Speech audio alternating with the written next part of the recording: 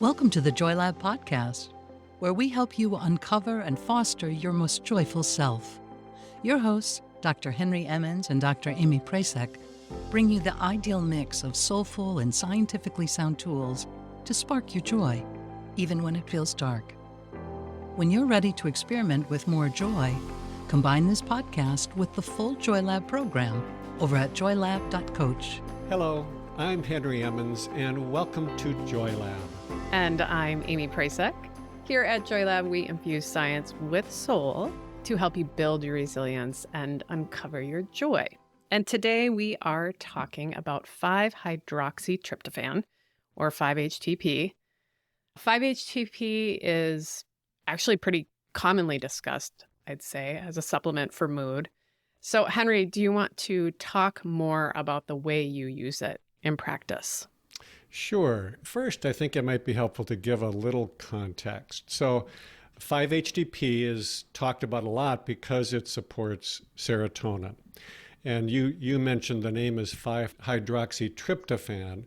So tryptophan is an amino acid, which means that it is a protein, and it's called one of the essential amino acids. And what that means is it's essential because the body can't produce it, so you have to get it through your food. And that's important. The only way to get tryptophan is to take it into the body through your mouth, so through the diet. 5-HTP is a dietary supplement that you can think of really as a concentrated form of tryptophan. When tryptophan gets turned into serotonin, in the process, there's an intermediate step where it becomes 5-HTP. And so it's even a little easier for our bodies to use 5-HTP to make serotonin because there's not as many steps to go through to get there. I think there's another important thing to know about tryptophan, and that is it is the only means to make serotonin. It's what's called a precursor to serotonin. In this case, it is the only one. None of the other amino acids will work to build serotonin. You will get tryptophan anytime that you eat protein foods, especially foods that include dairy or chicken and turkey and poultry.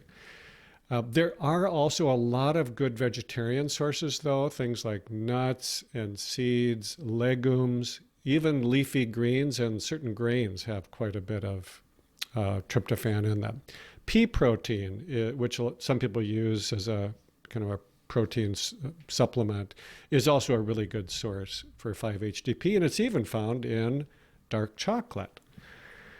So if tryptophan is found in so many foods, why would we ever need to supplement with it or with 5-HTP?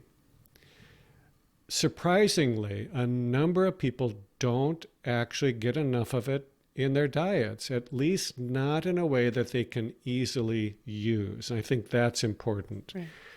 So a lot of folks, for example, might have almost no protein at some meals, like say just have toast for breakfast and a salad for lunch, and then they save up all their protein for supper when they maybe have a meat and potato kind of dinner, old school.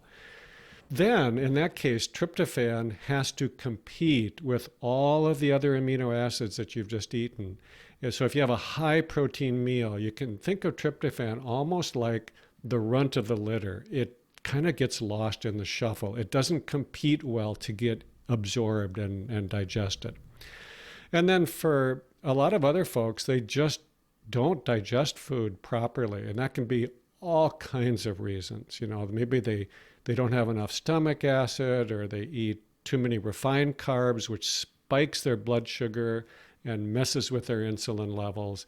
Or maybe they just don't have enough vitamin B6 in order to process tryptophan. And then there are all kinds of genetic quirks that can really hijack this process all along the way. Yeah, so you're highlighting this process of serotonin production, and I believe serotonin is important.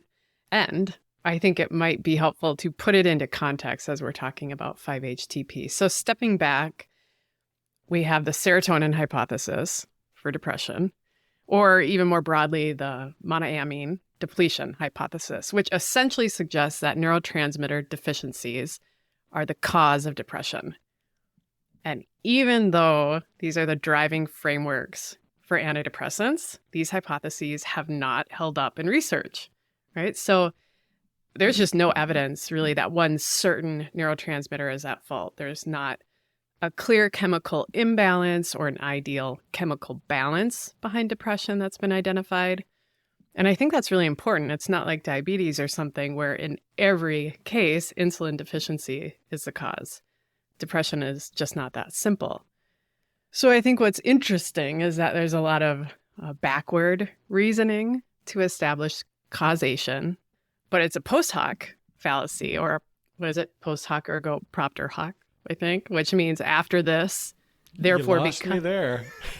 After this, therefore, because of this, I think, which makes it a sneaky little fallacy. So, for example, I'm no Latin scholar either. I probably said that wrong. But let's take SSRIs as an example, targeting serotonin, and it can help folks. So when you reason backward, you'd assume the deficiency of serotonin was then the cause. But it's actually not a logical argument, right? If your friend takes ibuprofen because they injured themselves at the trampoline park, slightly, yes, I am the friend in this scenario. The problem wasn't that my body was deficient in ibuprofen, but it also doesn't mean that ibuprofen can't help, right? It also doesn't mean that I'm too old to go to the trampoline park. I'd like there to you go. say, there you go. Yeah. So that's a big topic we can get into later. Key mechanisms of antidepressants, not my trampoline park habits. Because I also think there's issues to talk about with measurement, right? Our methods of measuring are not sensitive enough, possibly, or sufficient to understand fully how neurotransmitter balance impacts mental health. And then there are issues with diagnosing. Depression is overdiagnosed, which can then make the research with these participants methodologically problematic, right? We just aren't measuring quite who or what we think we are measuring. So all that to say is it is complicated. And Henry, with all that said, how do you think 5-HTP fits into this understanding of sort of this multifactorial nature of depression? Well, I think you put your finger on it when you said that depression is just not that simple. It's really just such a much more complex thing than we typically think of it being. I was actually in my psychiatric training when Prozac came out, and it was the very first SSRI. And I'm telling you, it was a rock star at the time. Yeah. It was remarkable how much hype there was about it for a long time, went on for years. And I think that was partly because it helped so many different conditions. And because, as you pointed out, because it changes how our brain cells use serotonin, it seemed as if raising serotonin levels was the key. So kind of a backwards way of getting to this theory that folks with depression and anxiety were probably serotonin deficient, and all they needed was a serotonin boost. And this is done super powerfully by the SSRIs. Now, clearly, that idea was oversimplified. There are so many variables, including all the other neurotransmitters, the stress hormones, our diets, our sleep. So it is true, I think, that the SSRIs really can help a lot of things, but they also did not live up to that early hype, which is true of so many different medications if you look at the history of pharmacology. But this idea of a serotonin deficiency has really been persistent. Now, I don't pretend to understand yet how this all works and how the brain works, but the way I've come to think of it, which helps me, is that I think of the brain as a group of circuits, moving energy within these circuits. And they work more or less in harmony with each other, unless the system gets out of balance for some reason. And there's lots of reasons for that. So I think now of the serotonin system, which It's just my term for it, but rather than just thinking of pure serotonin levels. And the serotonin system is impacted by a whole bunch of other systems. And don't forget that most of the body's serotonin receptors, by far, are not in the brain, they're in the gut. And actually might be a good topic for us to take on some other time. But I still think that the brain's serotonin system is really important, and it has a huge influence on how we feel emotionally and how we deal with stress, too. A lot of us could use a little more support for our serotonin systems from time to time. Yeah, I agree. It's part of the equation. So with that said, how do you determine that someone might need more support? Well, what I do is I look for patterns, and they include some, but not all the different kinds of depression or anxiety. So in other words, I don't think everybody with depression needs to address serotonin. In fact, sometimes it can make it quite a bit worse. But in general, the serotonin system is really important for supporting our sense of well-being, our sense of security, our self-esteem even, our ability to handle stress. And these are things we don't often associate with a brain chemical. And of course, it's not as simple as that either, but brain chemicals are involved. So when it's not working well, folks often feel anxious, insecure, impulsive, overwhelmed really easily. Oftentimes they can't sleep very well, and they tend to ruminate more at night, in the middle of the night. They might crave sweets or other comfort foods, and sometimes will binge on food or even on alcohol as a way of trying to artificially support their mood. And then there's also a connection with hormones and menstrual cycles with the serotonin system. People who have really strong premenstrual symptoms, I often think there's a connection there, or really strong symptoms around menopause. And then even migraines and chronic pain are in some way or other associated with serotonin.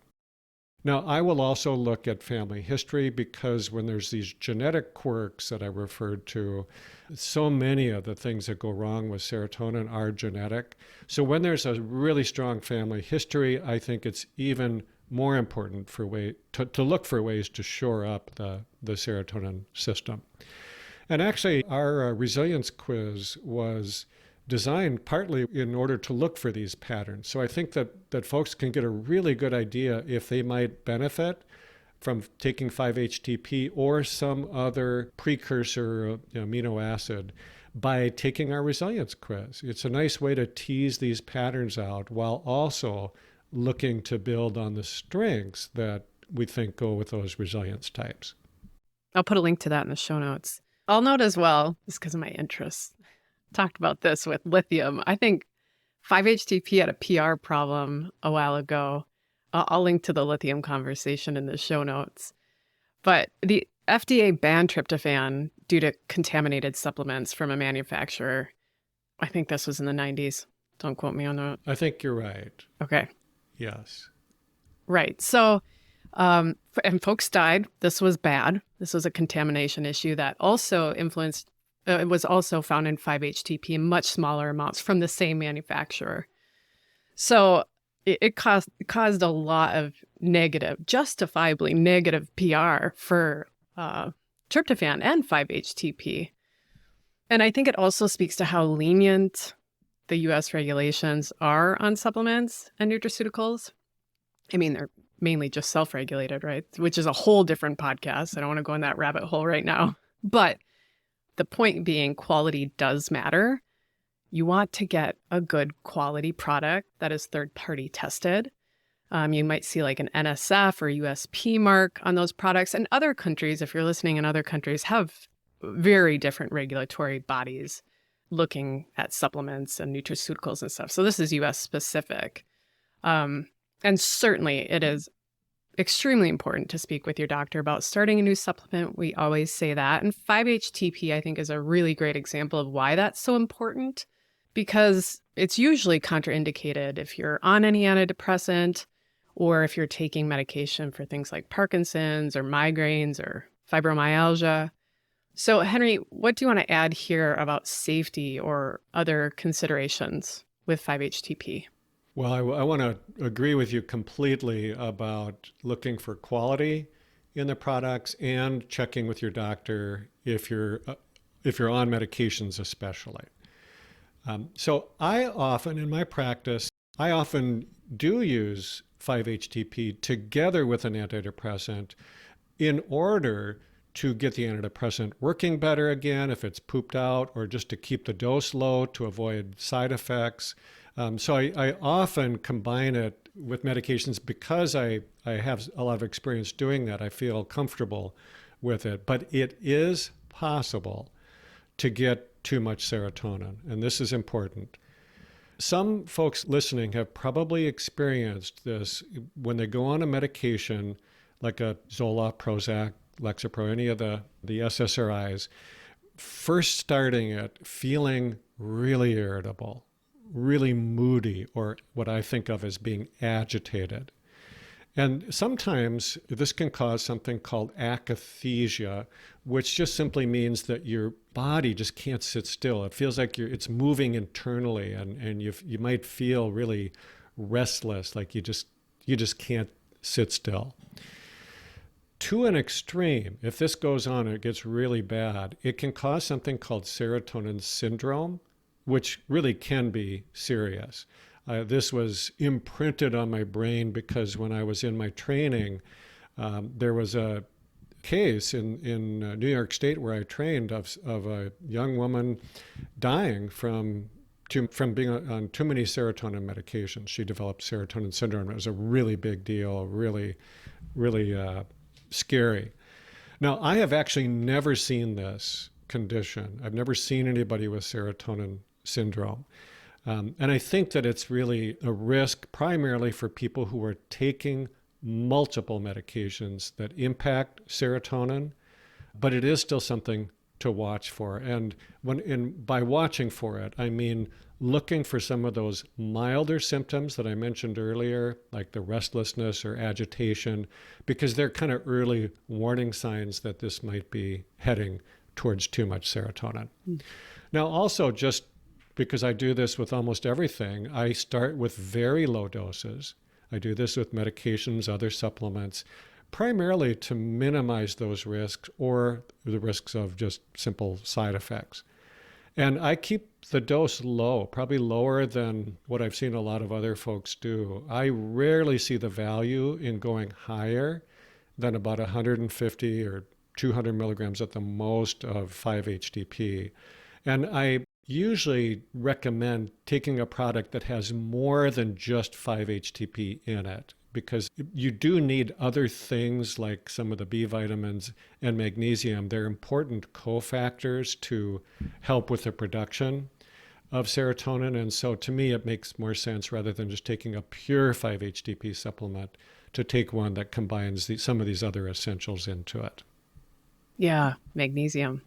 There it is. Henry's favorite supplement. But I'll link to some products that we like in the show notes. So I hope this offered some clarity on 5-HTP. It's partially, I think, because of some of that negative PR I talked about. 5-HTP has kind of this weird aura around it. So I hope this has helped clarify a little bit more about it. And we touched on some bigger topics that we can hopefully dig into as well in later episodes. I'll also link to a blog that we have on 5-HTP in the show notes, and that has some more information. So to close, I want to quote author Sam Miller. I think he offers a good reminder amidst all we touched on. Here's what he wrote. "We are not our trauma. We are not our brain chemistry. That's part of who we are, but we are so much more than that." Thank you for listening to the Joy Lab podcast. If you enjoyed today's show, visit joylab.coach to learn more about the full Joy Lab program. Be sure to rate and review us wherever you listen to your favorite podcasts. Please remember that this content is for informational and educational purposes only. It is not intended to provide medical advice and is not a replacement for advice and treatment from a medical professional. Please consult your doctor or other qualified health professional before beginning any diet change, supplement, or lifestyle program. Please see our terms for more information.